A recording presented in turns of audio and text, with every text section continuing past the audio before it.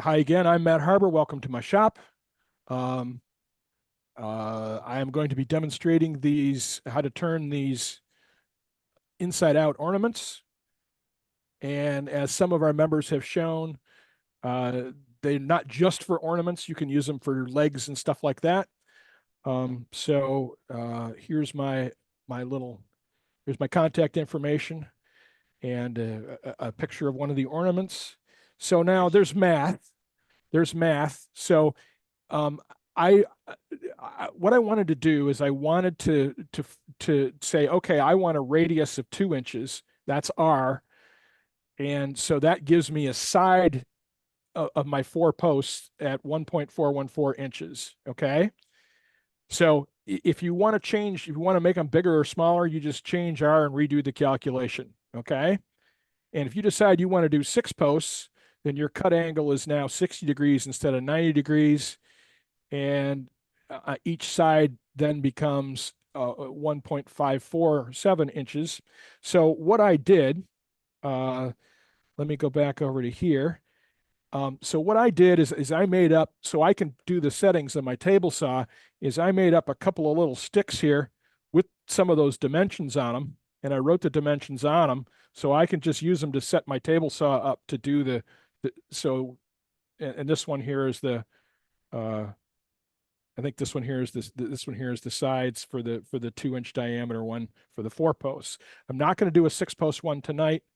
So this is a close-up view of this. So this is an ornament that I showed last week, and I added this doohickey in the middle because people said it was missing something, and I agreed with it. So I just turned a little something and glued it in there and painted it up some metallic silver, and it's got like extreme glitter on it too over the metallic silver. So a little bit of fun and games. Um, so back to this.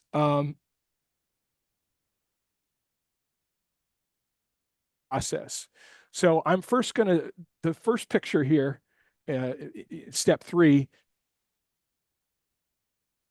together.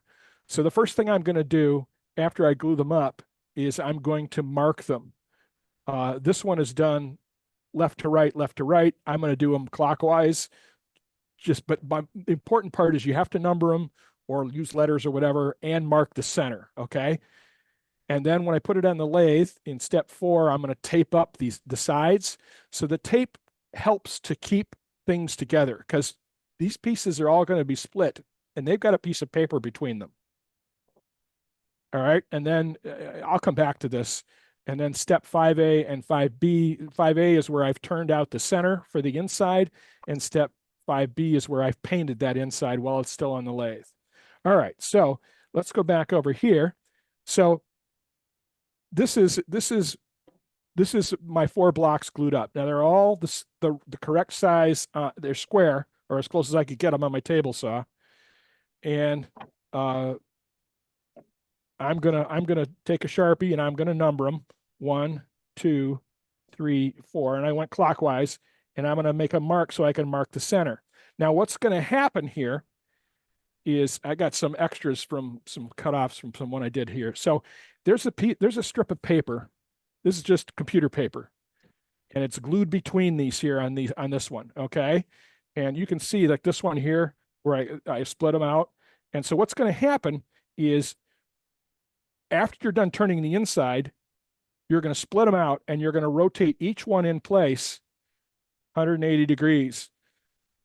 Okay. And then you're going to glue them together without the paper, and that's going to be your final ornament. So you can look at this one here and see the 4 sections that they're glued. Okay. Yes. The questions at any point, by the way. No questions yet. And I don't know what that sound was. There's no questions, Matt. All right.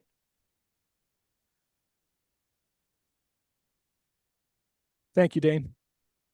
You're welcome. So the tape is to the tape is to keep things together, because the paper in between here, they can come apart. I had one come apart not too long ago. So that's a frightening thing. So we're going to try to avoid that if possible, but it is a demo. So So then It'll be tape all serves right. tapes. That's right. I've got extras. So it's, if it does come apart, we will punt. Now there's going to be some Blue Peter action going on here tonight, and by that mean the glue's going to dry in an instant. Okay, the glue I used on these is Tight Bond Quick and Thick, but you could use a wood glue or anything that holds the wood together. Now the tape serves more than one purpose because it's not only holding things together, but it's also going to serve as or helping to hold things together. It's also going to serve as a sort of a guide. Okay, so on these outside corners are now going to be the center when we turn them around. Okay, so on my finished one here, what's on the center here, this corner was on the outside in the first stage. Likewise, this glue line is this glue line right through here. So this is going to become this cavity here. So the shape that you have at that glue line is going to be this shape here. And how thin you go in the middle is how thin these posts get. If you get them too thin, they come apart. So don't do that. Okay. Questions Okay. so far? Nothing yet. All right. Put the face shield on. Oh, yes. Very important. To use primarily a deep fluted bowl gouge. You speed is your friend here because you're turning a piece that's not round already. So I'm just going to start working the cavity, light cuts, light shearing cuts.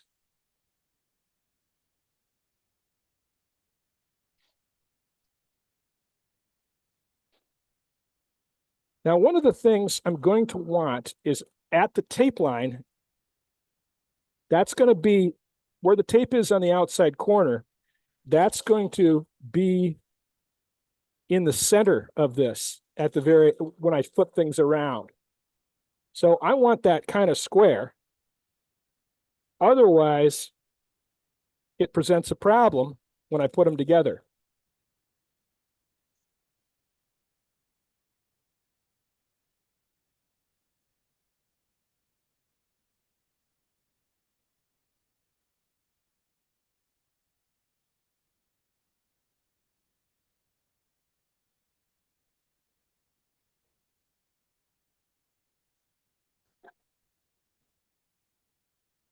Now the wood here I'm using is cherry. It was cut from a tree in my backyard.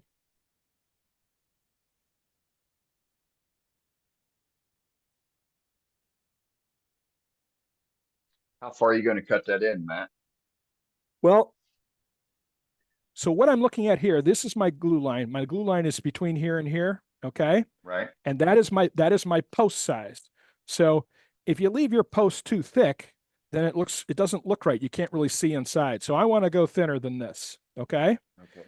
So now another thing you'll notice here. Now, tape also serves as a good delimiting factor because you're going to want to have some room at the top to come around so you can put your finial in a little bit of space here. Shoulders. So yeah, to make the shoulders. So the tape kind of defines where that is. Now you can see that I'm not sharp as I come across there. So I want to make this not so curved. I want to make it more this way. Okay. Yep. So Makes sense. I can do that a couple different ways. I can do it with this tool that I've been using. You just have to make sure that I come across it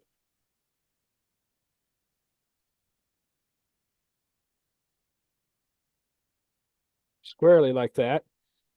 And here I've got to turn left-handed to do it.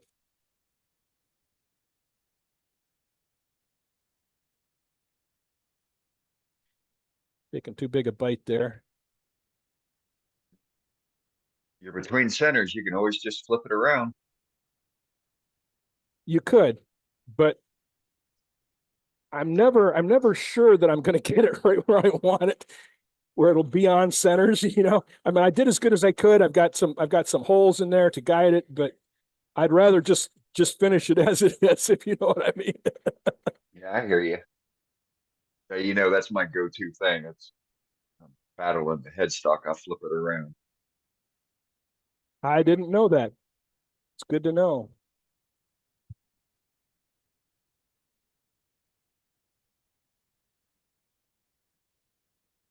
Yeah, I think I As talked you can about it see, a couple weeks ago when I as you can demoed. see, that's a shearing cut.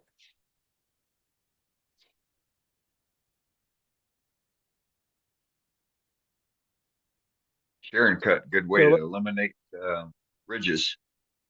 yep. So let's check our post size here, and I could still probably come in a little bit more. So we're going to do that.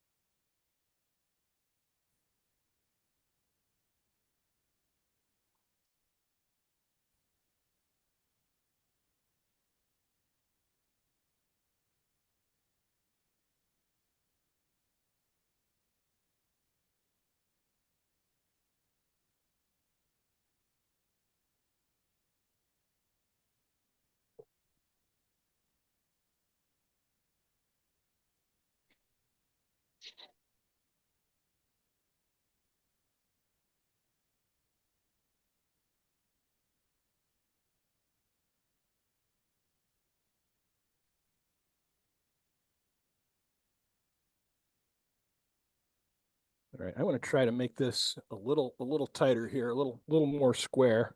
So I'm going to use a skew and use it as a scraper here, and just push this in a little bit.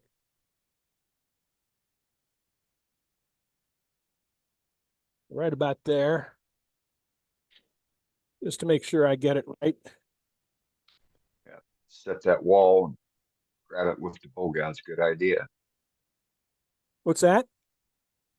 Taking the skew and setting your cutting edge with the wall there, and then coming back in with your bow gouge to pick up the cut. That's a good idea.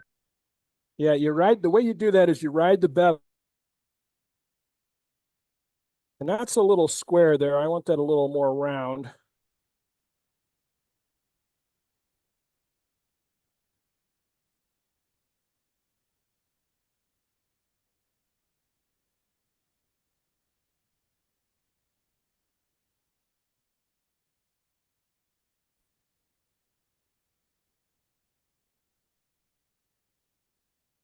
Okay, so that's where we are now.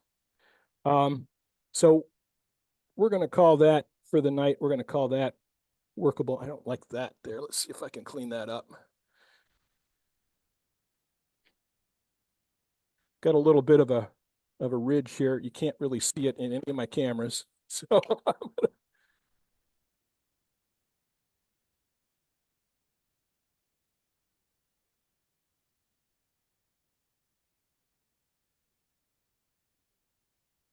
Just like walking a dog. yeah, got to do what you got to do. Yeah.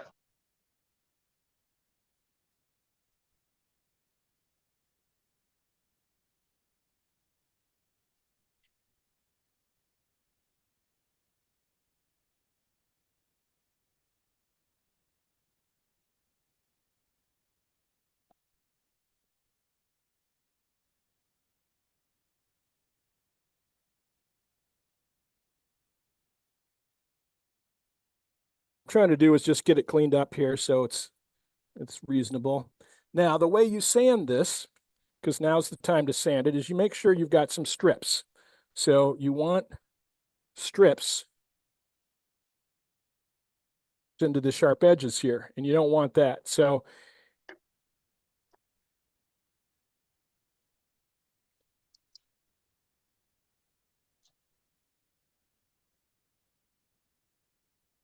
because these little sharp corners will hurt. You know from experience. Yes, I do. You could also wrap your sandpaper around a round dowel and then Yep. just move it in the cove. Somewhere I've got one of those. I call those corners knuckle busters. That's what they are. That's a great idea, Ruby. Thank you. Works like a charm, folks. Mm-hmm.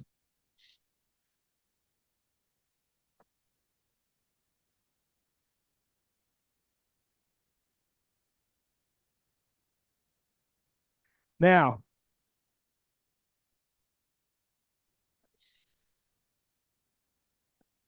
after I'm done sanding, would be the time to paint it. It's significantly harder to paint it once it's glued, but once it's turned around and glued back together. All right, I'm happy with that. Question so far? What do you figure the inside diameter of that cove is? Oh, I don't know. My radius is 2 inches, so my total radius is 4 inches. So this is probably about 1.25 inches. Okay, Um, that's what I was thinking. 9 inch and 5/16. Okay. Yeah, that's exactly what it is. It's 1.25 inches. So, Okay. plus or Sweet. minus a 30 second. So, this is leaving me. My posts are going to be about this wide, okay, which is pretty reasonable. But I could make them tighter. Like this one clearly is tighter than that. Okay, so this one is thinner than that. But then y'all weren't watching when I did that one.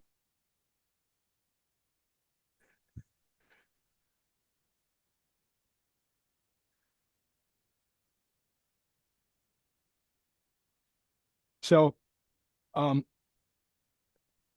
you can paint it now if you want to paint the inside. You don't have to paint the inside. Now, if you wanted to put some kind of design for the outside, you would put like a Christmas tree or whatever, you would put that design in here on these glue lines once you got down in here. So I've seen Okay. people do them with snowmen and Christmas trees and all kinds of different things. Hmm. So You turn back on.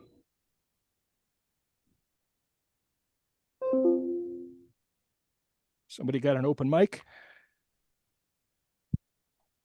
No, All right. somebody dropped it off. Okay. So I just use a straight chisel and I try to split them along the on the inside if I can. So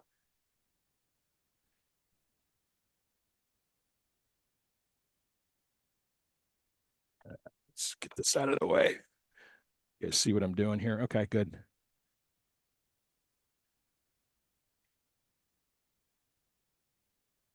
And I do light taps because I'm worried about screwing it up.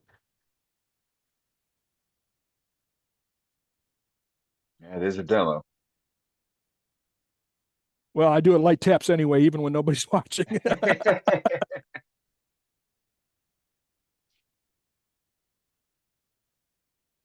Yeah, this is splitting. That's good.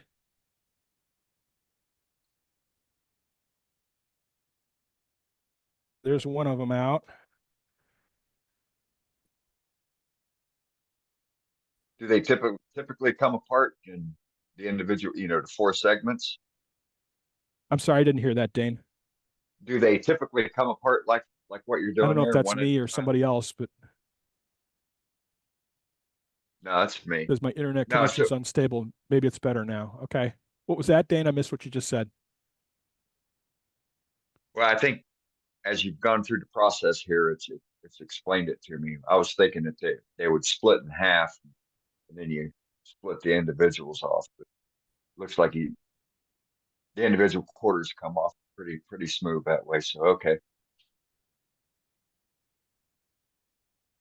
All right, so they're all split now. So what I'm going to do now is I'm going to rotate each piece in place, okay, and I'm going to glue them once I've rotated them. And usually what I'll do is I'll glue two of them together and two of them together, and then sand so that I get and I want to try to line up these lines here, okay. So I'm going to line up this line and this line on each of these, okay. That's how I glue the blocks together, okay. Questions on that? No, but there is a question about the glue tape. What kind I of don't glue know what tape was I it? don't know what glue tape means. This is just like Yeah, basic yeah, I masking thought it tape. was just, yeah, that's what I Yeah, thought it was just, it's just painter's tape. yeah, that's exactly what it is. Yeah. Yeah, it's nothing special. Okay, so we've glued them together, and should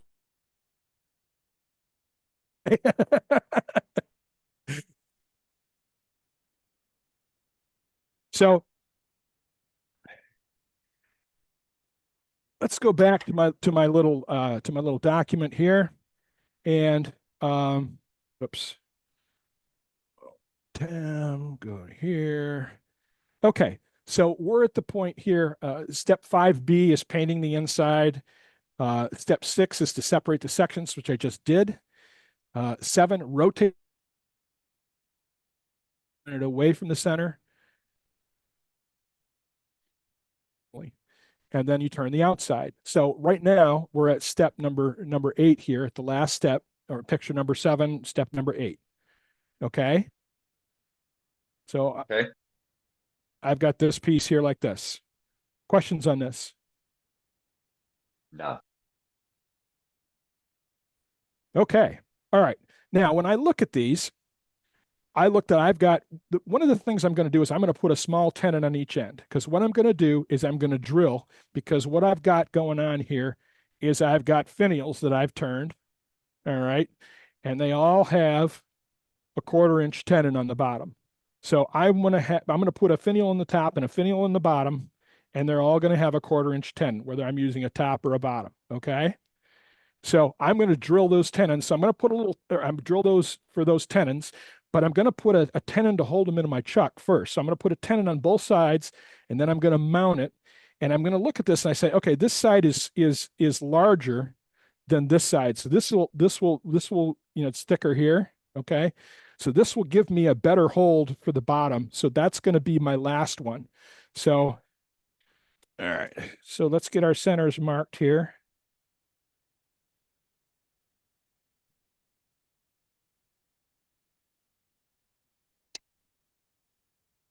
Whoops. Sorry about that. Okay. That's what I get for moving with my face mask up. Limited real estate. Yeah. This is an example of where a steb center type center, both in the headstock and the tail center, hold much better than straight points. Correct. Yeah, exactly, Ruby. And I love both of these step centers. This is a live center, and this is the step center for the drive. And I love them, and I use them a lot. I just chuck things up between them. They hold really well. Clearly, there are times when you use a spur center or use a point center, and I will use a point center at some point in this demo. But right now, these work great for this. It's not a very big or heavy piece, and I can get a very precise and great hold with them. All right, so let's move this a little bit so you can see what I'm doing. Okay, so the first thing I'm going to do is I'm going to put a tenon on both sides. Then I'm going to take it out and put it in a 4-jaw chuck and drill. And then once it's drilled, then I will turn the rest of it. Okay, questions on that? No. All right. Good. Now, don't over tighten this, because you now have a fragile break point here. Okay. So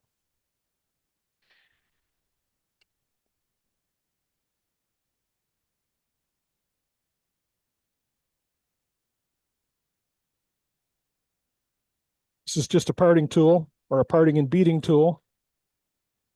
And I'm making a light cut. And I'm checking my little thing here for my tenon size.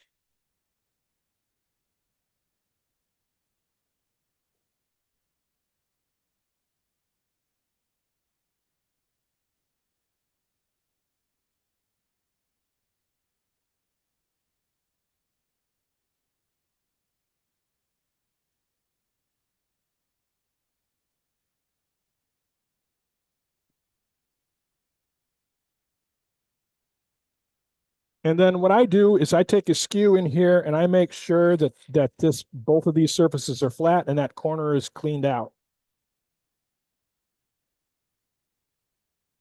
All right.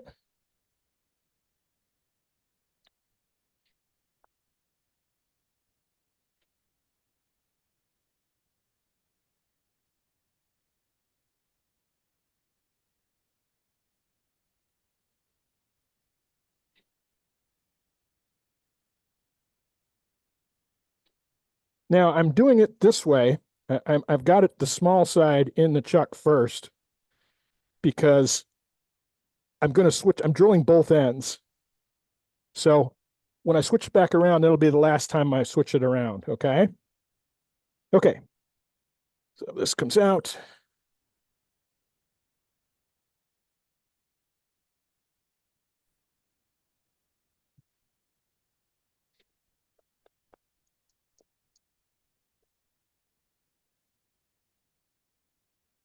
Looking good, Matt. And this comes in with the 1/4 inch drill. Thank you. So I only want to go about that far in, so I'm going to move my tape up here. That's how far I want to go.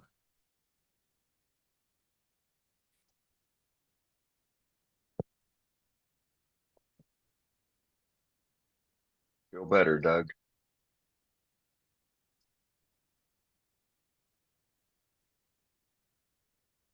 Yeah, I need a new piece of tape on the end there. Yeah. Been drilling a lot with it. What can I say?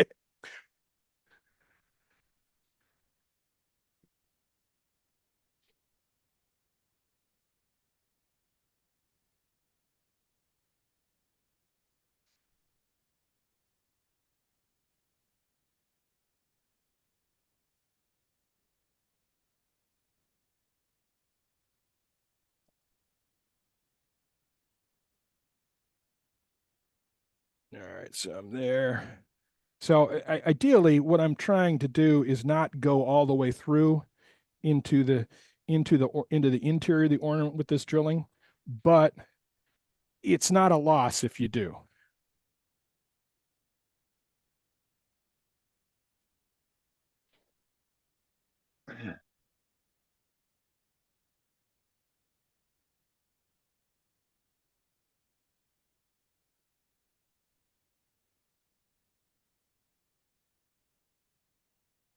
Questions on what I just did?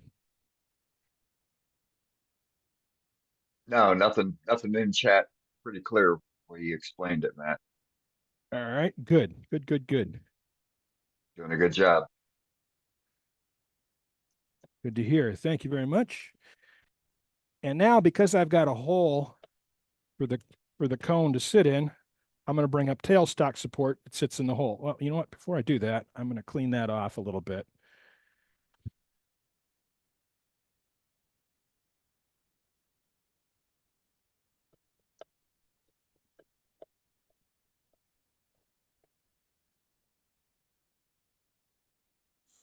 Can you change cameras, Matt? I can. Thank you. Yep. Thank you. And all I'm doing is just cleaning that surface off so I don't have to do it when I turn the rest of the ornament. Okay, now this is just very lightly in here, okay? All right, now what I'm going to do is I'm going to start working from the corners. I'm going to take the corner off and work this way. I've got to be mindful of this edge of things here, of this edge There here, we go. because that's my post limit, okay? And I Right. could use any number of tools, but we're going to just go back to the deep fluted bowl gouge and use that.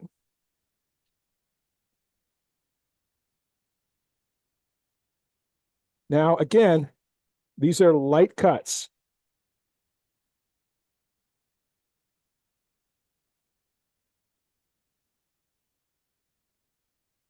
I'm not aggressive. What I've done is I've set the tool up in a shearing at a shearing angle. Okay. So I set the tool up at a shearing angle before I get to the wood, and I'm just coming across the wood to cut it like that.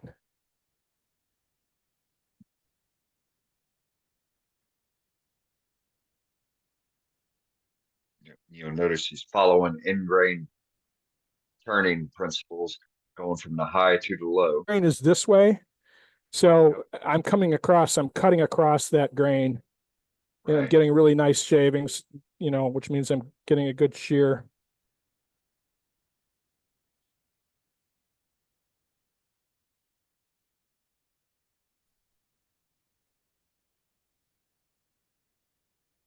So the finial on there is going to be small.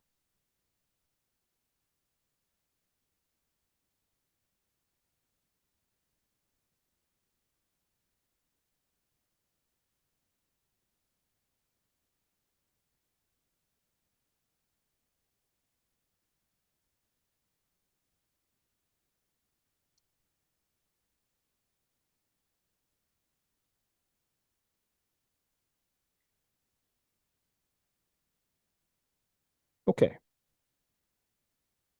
So, and I'm going to slowly start working my way further down this way with the same shearing cut. I set the cut up before I get to the wood.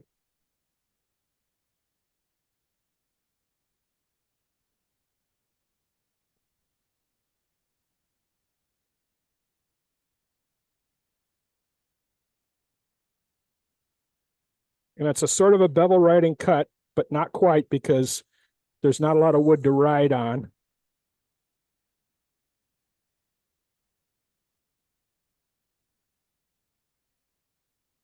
So, and I seem to have, let me take a look just to make sure before I get too crazy here. I seem to have quite a bit of meat up here, so I could get creative, like put a little bit of a ledge on the wood here. So let's do that to make it a little more curved here. So let's just, it's just a feature for the finial to sit on.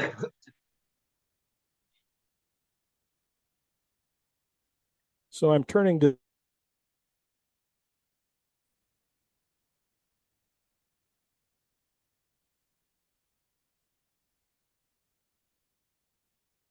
okay. Change my tool rest here.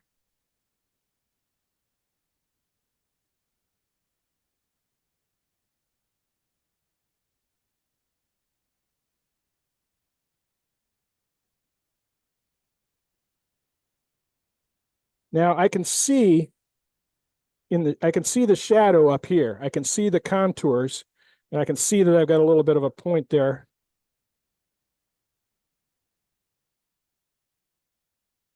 I can just keep working at it. And I can see the shadow on the interior also. See how close I'm getting to going through my posts, which I don't want to do. All right. So you can see the posts, and I've got a good knife edge here. Okay. And I could do things like Good. clean this up a little bit here.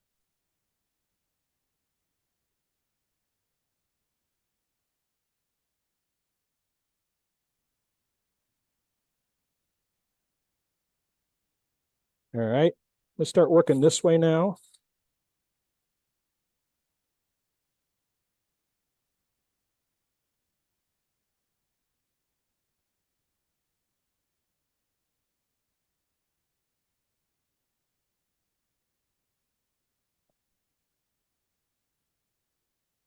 Now, ideally, you don't want to put the tool into the spinning metal, just for reference.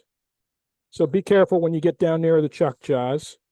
That's always a bad thing when you do that.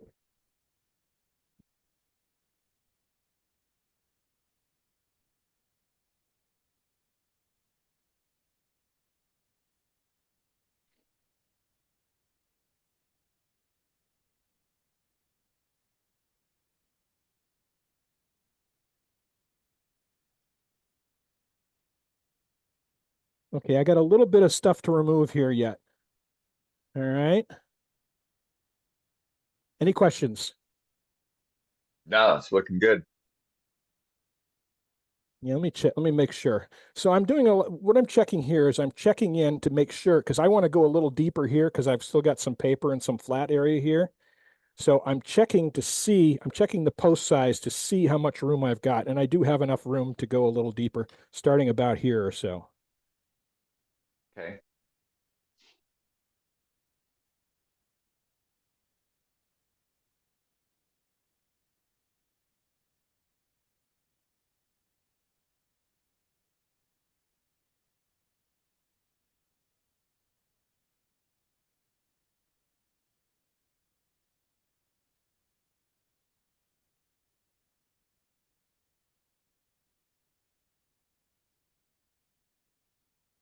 Let's check.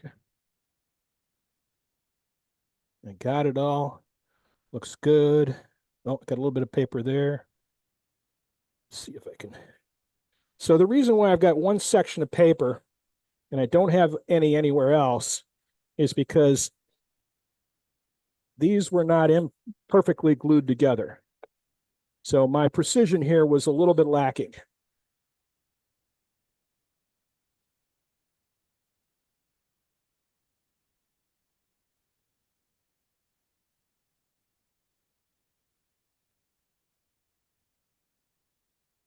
I'm just making sure that I've got most of it. A little bit of chipping there.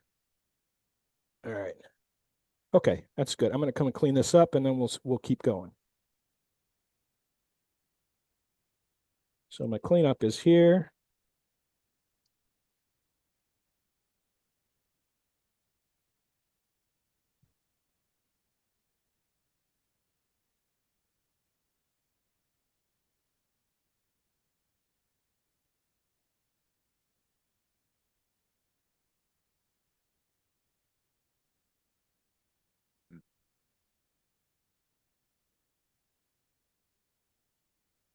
Okay, so I'm going to switch to a small parting tool here because I'm running out of room. And I'm going to start removing material here.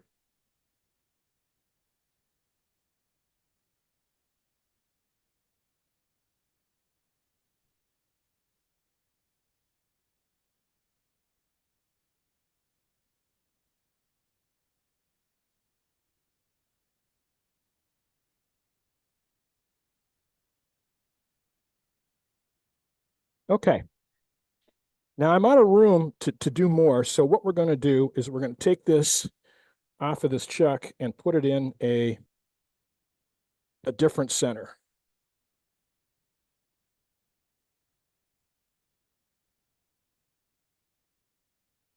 Questions so far? No, nothing in chat. Okay. Haven't put everybody to sleep, have I? No, everybody's attentive. You got 85 people still looking at you.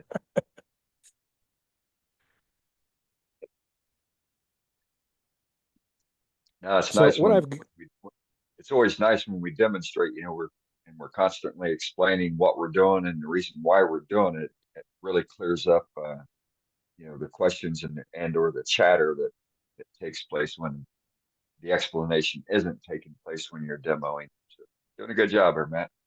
well, thank you. Okay, so Correct. what I've got here, what I've got here is a 6-degree drive center. Now, again, this is fragile, okay?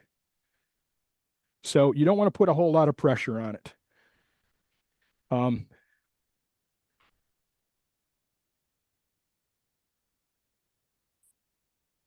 right, here we go.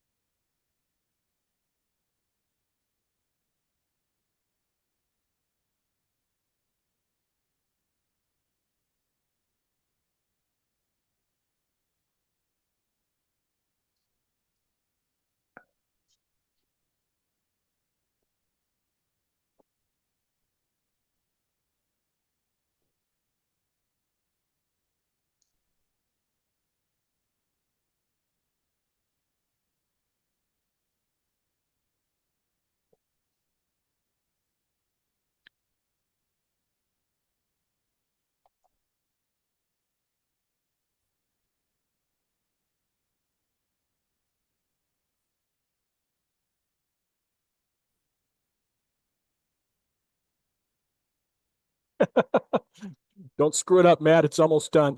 Yeah, you're almost done. Take your time. Take your time.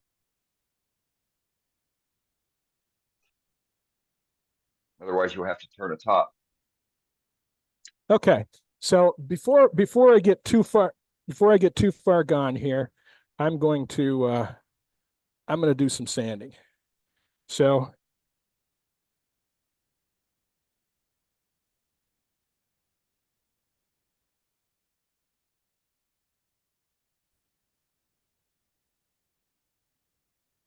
I've got a little bit of a bump here. Probably is too much to sand off.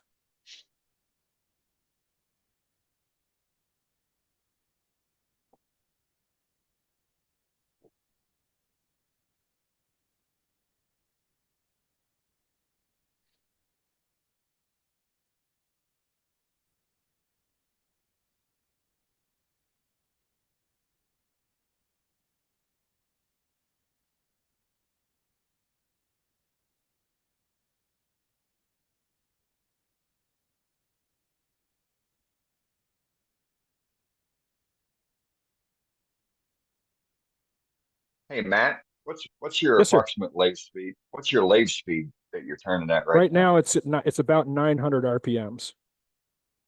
It's about 900 RPMs, Milford.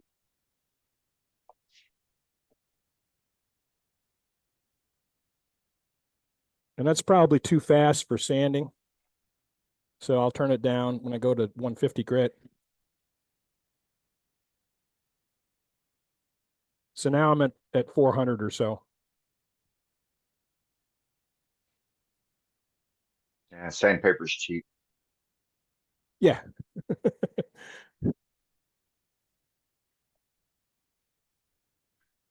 Well, if you're going too fast, then you're leaving more marks than you want anyway. So Yeah, it's you just, you know, you just it's burnish it if better. you're too fast. Yeah. May as well pick up shavings and rub against it, do the same difference. Yeah. So that's where I am right now. All right. And I'm just going to clean up this little bit here at the bottom and we'll be done with that.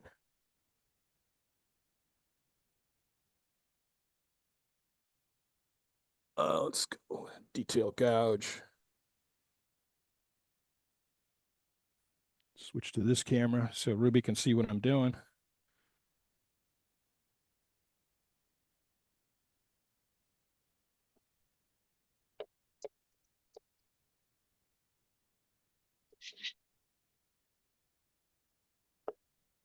Now, realistically, there's a hole in here, and frankly, I think that I'm just gonna cut it off because I'm gonna be in the hole. Yep. We'll do That's that. empty space. Yeah.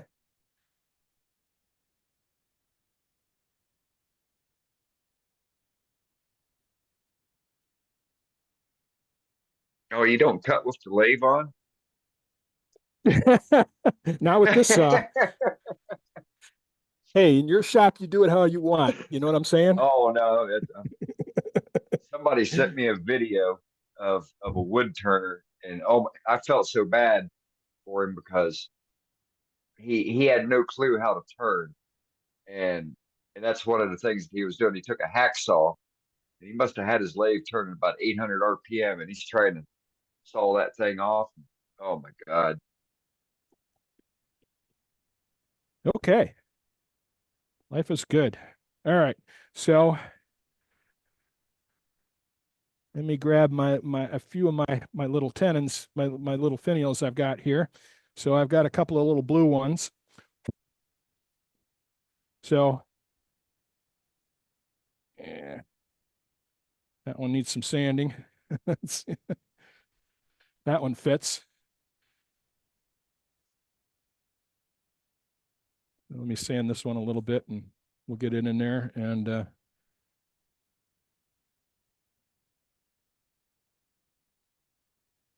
all I'm doing is hand sanding it up a little bit.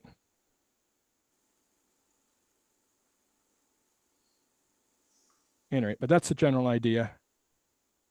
Good job, Matt. Thank you. It didn't blow up on me, so I'm a happy man. So Very Oh, nice.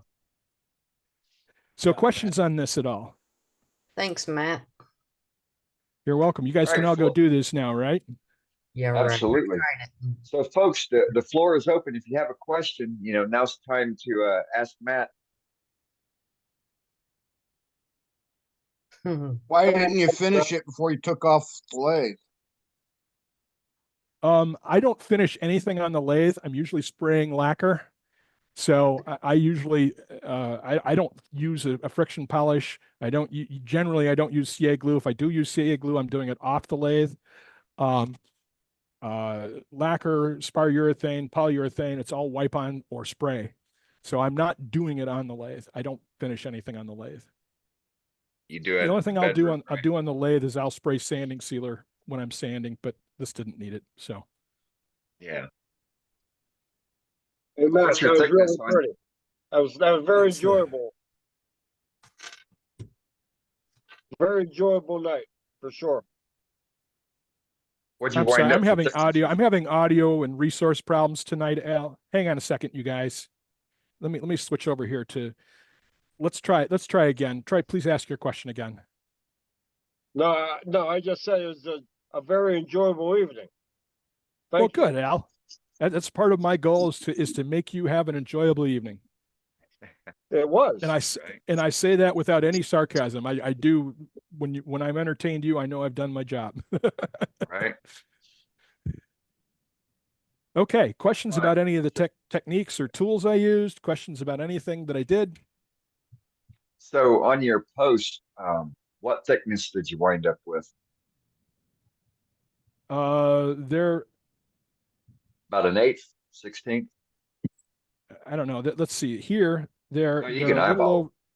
Yeah, they're like 3/4 of an inch wide, and Okay. that's about a quarter of. No, it's less than that. It's about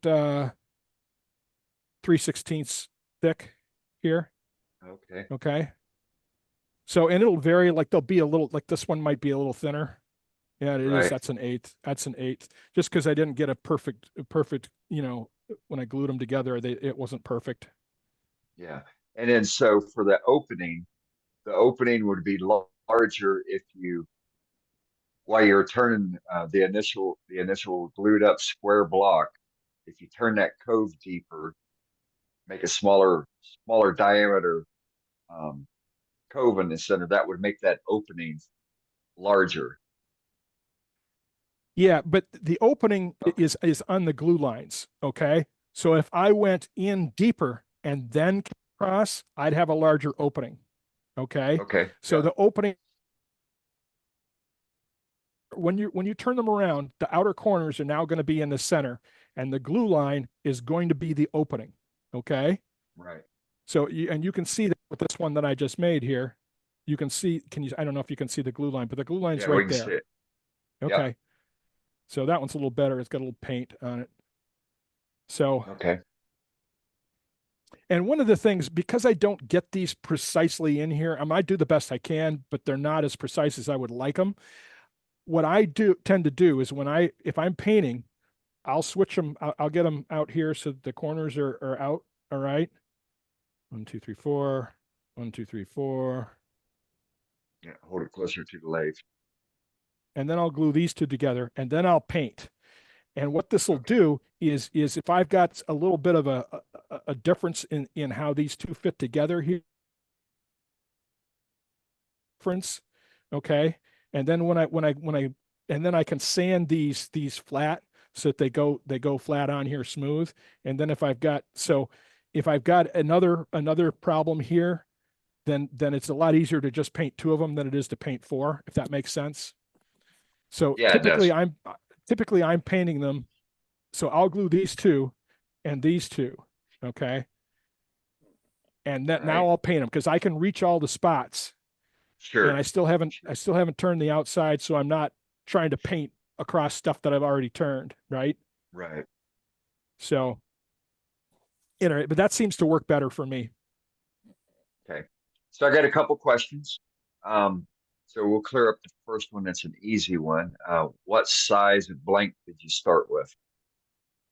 So I went for a 2-inch radius from the math in the beginning. I went for a 2-inch radius. So that means that the sides are 1.414 inches. So the sides, so there's times 2. So it's 2.8 inches by 2. So it's approximately, Just shy of 1 7/16. so this blank here is, yeah, a little over 2 1/8 inch long. 1, 2. Yeah, that's Okay. right. So So it's 1.414 plus 1.414 because there's two of them. Okay.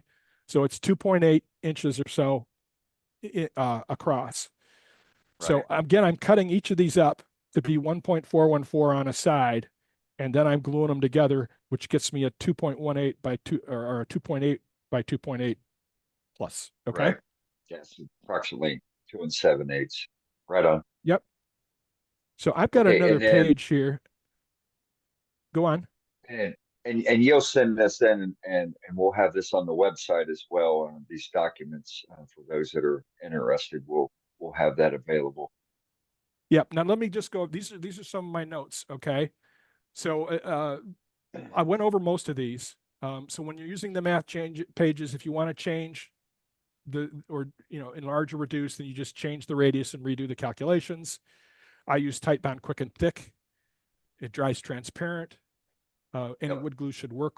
I use basic printer paper cut into single 1-inch strips or 1 1/4 inch strips. When turning the inside, again, the outer corners will become the center. So pay attention to the shape of things, especially at the curves, and also the curves. When turning the inside, the closer your curves get to the center, the smaller, narrower your posts will be. In my demonstration, I turned small tenons so I could drill 1/4 inch holes for my top and bottom finials. And you don't have to do this. This is an option. You can do this step may be optional. Okay. It's just Right. how I make them. And then I talked a little bit about changing the shape of this of the posts so that you get a snowman shape or a Christmas tree shape or any other shape you want in the center. So Right. just as long as you understand that the glue lines are the shape of the outside, this Cavity. shape out here. Right. The glue lines are here. Okay. So Yeah. the shape is this. So when you're turning it on the inside, all right, this glue line and here is the profile. This glue line here and here is the profile of your piece when it's done. Okay. Other Right. questions? Yes. So the ribbon finial, we've already posted a link for the demo on it.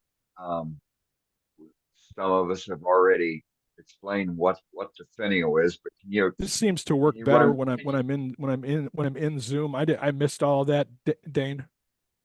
So we have a question on the ribbon finial. We've already got the YouTube link posted for the demo, Yep. but we have a question on, if you could talk about how you make the ribbon finial that so many of us have Yeah. been turned on to and started going crazy with the various Yeah. designs.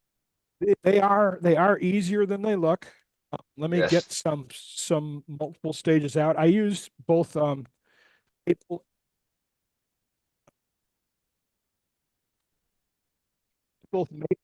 and box elder and cherry for these. So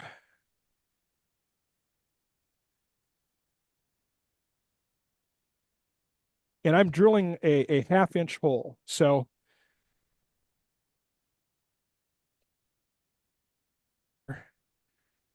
yeah, we have a whole demo on these. So this is one before I've carved it. Okay. So what I've done is I make this, and I think this is box elder. I make it round. Okay.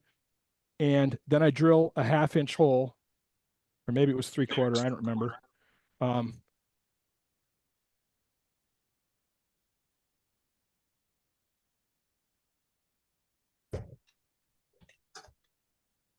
it's a little bigger than a 1/2 inch.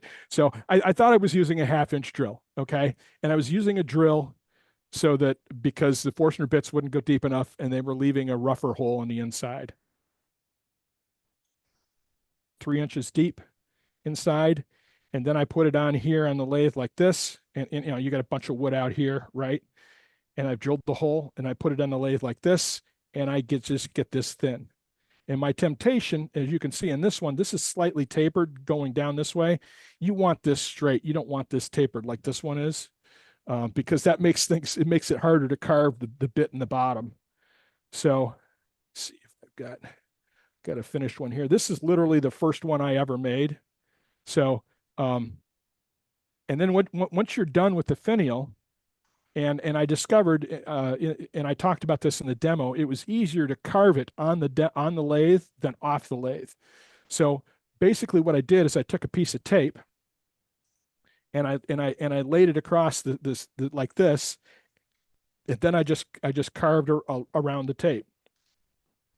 And one of the rules that you should always do is before you start carving, measure your bottom so you know exactly where to stop this carving here. Okay.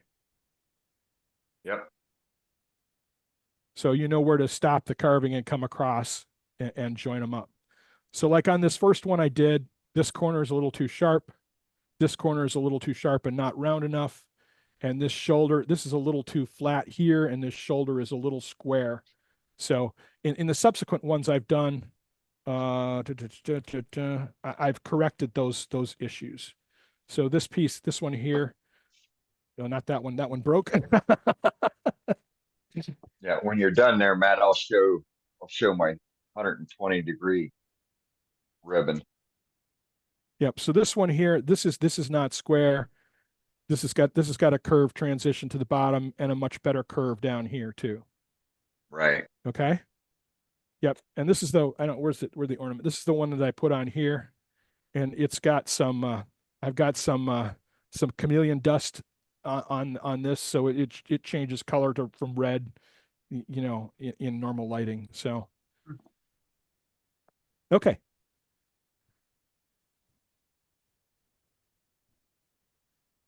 So I'll turn it back to you, Dane, if you've got something you want to share on that.